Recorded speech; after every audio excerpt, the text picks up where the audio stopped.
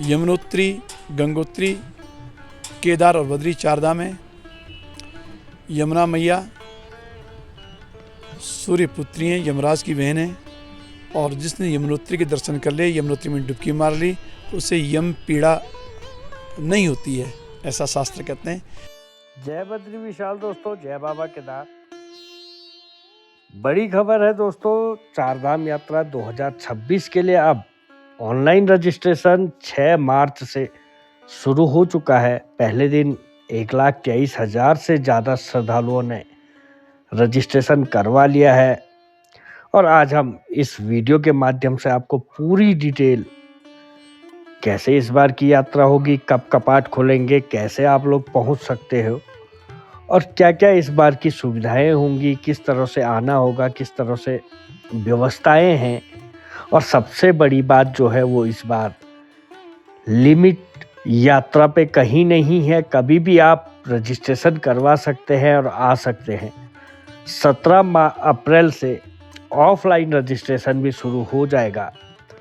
अगर आप भी यात्रा में आना चाहते हैं तो आप भी रजिस्ट्रेशन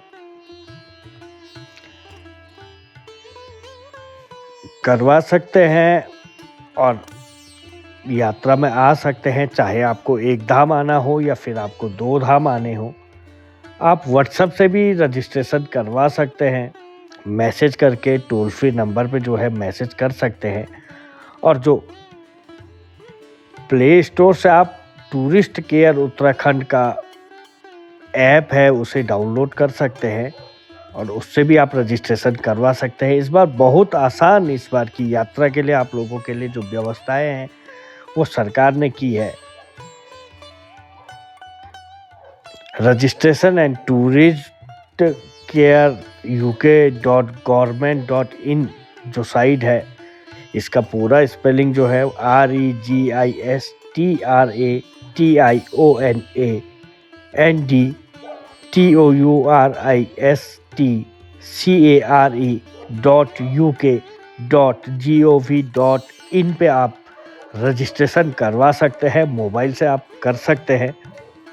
बहुत ही आसान इस समय रजिस्ट्रेशन हो चुका है, और ऑफलाइन रजिस्ट्रेशन 17 अप्रैल से शुरू हो जाएगा। जो यात्रा है इस बार की चारधाम यात्रा वो 19 अप्रैल 2026 से शुरू हो रही है, और सबसे पहले यमुनोत्री और गंगोत्री के धाम के जो कपाट हैं वो 19 अप्रैल को खुल रहे हैं। 22 अप्रैल को बाबा केदारनाथ भोलेनाथ के कपाट खुल रहे हैं, और 23 अप्रैल को बद्री विशाल के कपाट खुलने जा रहे हैं। अगर आप दिल्ली मुंबई से आना चाहते हैं तो हरिद्वार पहुंचने के बाद आप लोग सीधा टैक्सी करके या फिर बस में आप पैसेंजर की तरह आ सकते हैं। एक दिन में आप बद्रीनाथ पहुंच सकते हैं और उसी दिन दर्शन भी कर सकते हैं। अगली सुबह आप वापस जा सकते हैं। यहाँ आने के बाद आप पिंड तर्पण, जो भी यात्रा संबंधित जानकारी होती है, रूट इसका होता है। अगर आपको चारों धाम जाना है, पहले आप हरिद्वार, जहाँ से भी आप कहीं से भी अगर आते हैं तो हरिद्वार पहुंचने के बाद आप वहाँ से बड़कोट, फिर यमुनोत्री, यमुनोत्री से उत्तरकाशी, उत्तरकाशी से गंगोत्री, फिर आप रुद्रप्रयाग पहुंचेंगे, फिर केदारनाथ, और केदारनाथ से जोशीमठ, और जोशीमठ से बद्रीनाथ जाने के बाद आप सीधा हरिद्वार वापस जा सकते हैं। ये चारधाम यात्रा का रूट है। इस तरह से यात्रा होती है। अगर आप सिर्फ 1 धाम जाना चाहते हैं तो आप हरिद्वार से आने के बाद वहाँ से, अगर आपको गंगोत्री यमुनोत्री जाना है तो आप बड़कोट जाने के बाद या फिर उत्तरकाशी से गंगोत्री और यमुनोत्री जा सकते हैं। आपको सिर्फ केदारनाथ जाना है तो आप हरिद्वार से रुद्रप्रयाग पहुँचने के बाद बाबा केदार के धाम जा सकते हैं। अगर आपको बद्रीनाथ जाना है तो हरिद्वार से आप डायरेक्ट बस बद्रीनाथ की पकड़ सकते हैं, या फिर शेयरिंग टैक्सी जो होती हैं उसमें आप लोग आ सकते हैं। सीधा आप बद्रीनाथ या फिर चारों धामों में पहुंच सकते हैं। अगर आपको चारों धाम परिवार के साथ करना है तो 9 दिन का ये टूर होता है। 9 दिन का पूरा सफ़र होता है। पूरा चारधाम यात्रा पैकेज होता है। इसमें आप 9 दिन का समय लगता है। यमुनोत्री से शुरू होता है, बद्रीनाथ में समापन होता है। आप अकेला आना चाहते हैं वो आपके ऊपर डिपेंड है। रही बात आप टैक्सी बुक करके, अगर परिवार के साथ आना चाहते हैं, बुक करके भी आ सकते हैं। शेयरिंग टैक्सी में भी आ सकते हैं, जिसमें आपको प्रति व्यक्ति किराया देना होगा, या फिर आप बस किराए वाली जो बस चलती है, रोडवेज की बस होती हैं, प्राइवेट बसें होती हैं, उनके माध्यम से भी आ सकते हैं। चारों धामों में आपको रहने की जो है धर्मशाला भी अवेलेबल होती हैं, होटल भी मिलते हैं और लग्जरी भी होटल भी मिलते हैं। जैसी आपको व्यवस्था मिले, जैसे आपको मतलब कंफर्टेबल लगे, आप वैसा कर सकते हैं। बद्रीनाथ धाम की बात करें, बद्रीनाथ के कपाट आपके 23 अप्रैल को इस बार खुल रहे हैं और ये तस्वीर हम आपको पिछले वर्ष 2025 में जब कपाट खुले थे तब की दिखा रहे हैं। अपने आप में बेहद खूबसूरत और खासकर 6 महीने के बाद इस बार फिर से यात्रा शुरू होने जा रही है, तो बहुत ही उत्साह है और इस बार यात्रा खुल रही है। अब हर किसी को इसी यात्रा का इंतज़ार है। ऐसे में हर कोई इसका इंतज़ार में बैठा है कि कब खुलेंगे। और इस बार सबसे जो अच्छी बात है, हर बार यात्रा को लिमिटेड कर दिया जाता था और रजिस्ट्रेशन पूरी तरह से पैक हो जाता था। इस बार ऐसा नहीं किया है, कितने भी रजिस्ट्रेशन करवाए, क्योंकि कई बार क्या होता है, लोग बहुत ज़्यादा रजिस्ट्रेशन करवा देते हैं लेकिन यात्रा पे नहीं आ पाते हैं। किसी के घर में कोई काम आ जाता है या किसी के साथ कुछ हो जाता है तो वो लोग नहीं आ पाते हैं, लेकिन उनके कारण क्या हो जाता है, जो लोग आना चाहते हैं वो नहीं आ पाते हैं। तो इस बार वो कंडीशन पूरी तरह से हटा दी गई है और अब आप कभी भी रजिस्ट्रेशन करवाएं, कभी भी आएँ। तो यात्रा रजिस्ट्रेशन दोस्तों खुल चुका है, आप साइट पे जा सकते हैं, एक बार फिर से देखिए। मैं आपको डिस्क्रिप्शन में भी जो यात्रा की वेबसाइट है वो दे रहा हूँ, वहाँ पे भी आप देख सकते हैं और क्लिक कर सकते हैं, आप रजिस्ट्रेशन करवा सकते हैं। व्हाट्सएप पे भी आप कर सकते हैं। तमाम जो है इस बार की प्रोसेस है। अगर आप लोग अभी नहीं करवाते हैं, आते समय ऑफलाइन अगर आप रजिस्ट्रेशन करवाना चाहते हैं तो वो भी अवेलेबल है, आप कैसे भी करवा सकते हैं। बस आप लोगों की सहूलियत के लिए इस बार बहुत अच्छी व्यवस्थाएं इस बार की हैं। चाहे आप यमुनोत्री जाएं, चाहे गंगोत्री जाएं, चाहे बाबा केदार के धाम जाएं, चाहे बद्रीनाथ पहुँचे। इस बार की यात्रा खासकर इस बार बर्फबारी की बहुत कमी है, खासकर बर्फ है नहीं तो इसलिए नुकसान भी नहीं है। सड़कें बेहतर हैं, पिछले वर्ष से भी अच्छी इस बार की सड़क आपको मिलेगी। यात्रा में समय कम लगेगा और सबसे बड़ी बात है कि अब दिल्ली से भी आदमी one day same day Badrinath तक पहुंच पा रहा है। पहले ऐसा नहीं होता था। पहले क्या होता था, दिल्ली से जब चलते थे एक दिन हरिद्वार रुकते थे, फिर अगले दिन आते थे। लेकिन आज की डेट में क्या हो गया, लोग सुबह दिल्ली से चलते हैं और शाम को 7:30-8 बजे के आसपास बद्रीनाथ पहुंच जाते हैं। कुछ लोग इससे भी जल्दी पहुंच जाते हैं। तो सड़कें बेहतर बन चुकी हैं, व्यवस्थाएं बहुत अच्छी हो चुकी हैं। तो अगर आप लोग आ रहे हैं, यात्रा का रजिस्ट्रेशन खुल चुका है, कोई और जानकारी चाहिए आपको, आप पूछ सकते हैं। चैनल को लाइक शेयर सब्सक्राइब ज़रूर कीजिएगा। वीडियो पसंद आए तो शेयर कीजिएगा। और अब मैं आपको बताता हूँ चारधाम यात्रा का जो महत्व होता है, खासकर बहुत जो दिव्य ये यात्रा कही जाती है। तो क्यों कही जाती है, सुनाते हैं आपको बद्रीनाथ धाम के जो पूर्व धर्माधिकारी हैं भुवन चंद उनियाल जी, उनकी जुबानी। चलिए सुनते हैं। देखिए, यमुनोत्री, गंगोत्री, केदार और बद्री चारधाम है।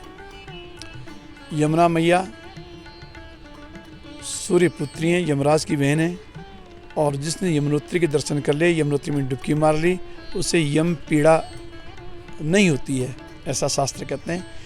जीवन में लक्ष्य होता है व्यक्ति का, कम से कम एक बार जाके यमुनोत्री में डुबकी मारें, दर्शन करें। गंगोत्री में लोग जाते हैं कि गंगा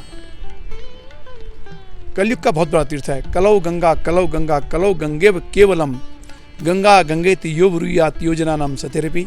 वहाँ से तो गंगा निकली ही है, भगवती गंगा के दर्शन हो जाएं तो मुक्ति का मार्ग मिलता है। मुक्ति के लिए गंगा, भक्ति के लिए जमुना।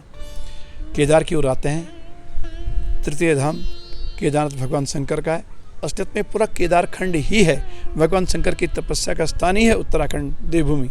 हरिद्वार कहें, हरद्वार कहें, हरिद्वार भगवान केदार का रास्ता, हरिद्वार बद्री का रास्ता।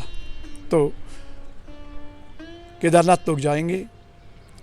देश के जो ज्योतिर्लिंग हैं 12, उनमें हिमालय तो केदारम शिव पुराण कहता है 5वां ज्योतिर्लिंग, भगवान शंकराचार्य कहते हैं कि 11वां ज्योतिर्लिंग। और सुरा सुरेर यक्ष महोरगाड्डे केदारमीशम केदारनाथम शिवमेक मीढ़े, जिसकी पूजा शीतकाल में देवता करते हैं, ग्रीष्म काल में मनुष्य लोग करते हैं, वो केदारनाथ जी हैं। और बद्रीनाथ अंतिम धाम कहा गया है, उत्तराखंड का भी और देश का भी अंतिम धाम कहा गया है और मुक्ति धाम कहा गया है। 2 लक्ष्य से व्यक्ति यहाँ पे आता है। प्रथम लक्ष्य भगवान के दर्शन हो जाए, दूसरे में कि पितरों के पिंड तर्पण हो जाए। गच्छन्तम बद्रीम दृष्ट्वा स्वम वंशम पितरो मुनि क्रीडन्ति निलयम विष्णु वैकुंठो प्राप्नुयो वयम्। पितर चाहते हैं कोई संतान आएगी, हमें पिंडदान कर देगी, तर्पण कर देगी, हम मुक्त हो जाएंगे। और देखा जाता है बद्रीनाथ में भगवान के भोग से ही और गंगा जल से ही, चरणामृत से ही पिंड प्रसाद होता है।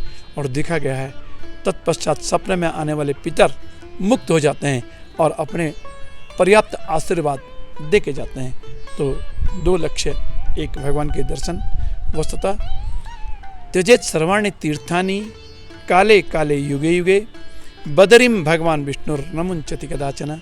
भगवान बद्रीनाथ में आए ये स्पष्ट रूप से मिलता है, विराजे ये भी स्पष्ट रूप से मिलता है, लेकिन यहाँ से गए ऐसा कहीं नहीं लिखा है। रामावतार में भगवान राम आए, 10 वर्ष सहस्त्राणी 10 वर्ष सांचा रामो राज पाश्चित्वा ब्रह्मलोकम प्रयासति। भगवान राम भी धराधाम को छोड़ के गए, भगवान कृष्ण भी धराधाम छोड़ के गए, लेकिन बद्रीनाथ जी धराधाम को छोड़ के गए हों ये बात नहीं है।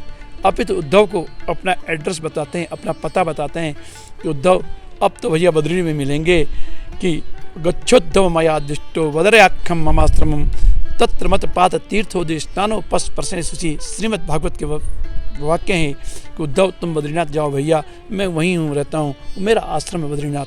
कहने का भाव भगवान बद्रीनाथ नित्य निरंतर और विराजमान रहते हैं बद्रीनाथ में। एक श्लोक आज भी पूजा में कहा जाता है बद्रीनाथ जी की कि प्रभाते बद्रिकारण्ये मध्याह्ने मणिकर्णिकाम भोजने तो जगन्नाथम शयने कृष्ण द्वारकाम। भगवान प्रभात में बद्रीनाथ में प्राप्त होते हैं, अभिषेक में, दिन में मणिकर्णिका काशी वाराणसी घाटों में जाते हैं, मुक्ति देते हैं, या दक्षिण की मणिकर्णिका में जाते हैं, दक्षिण भारत में वहाँ भी जाते हैं, और भोजन के लिए जगन्नाथपुरी, शयन के लिए द्वारका धाम, अब पुनः प्रभात में बद्रिकाश्रम। कहने का भाव भगवान बद्रीनाथ में नित्य निरंतर प्रभात में रहते हैं। और आज भी महसूस होता है, आज भी अनुभव होता है, जब प्रभात की बेला में 3:30 बजे और लोग उठते हैं, महात्मा लोग उठते हैं, चारों ओर वेद मंत्रों की ध्वनि जाती है और वो आनंद आता है। पवन मंद सुगंध शीतल हेम मंदिर शोभितम निकट गंगा बहत निर्मल बद्रीनाथ विशंबरम, वो अनुभव होता है। मैंने जीवन में बहुत वर्षों तक ये लाभ लिया है। भगवान नित्य बद्रीनाथ में विराजमान रहते हैं।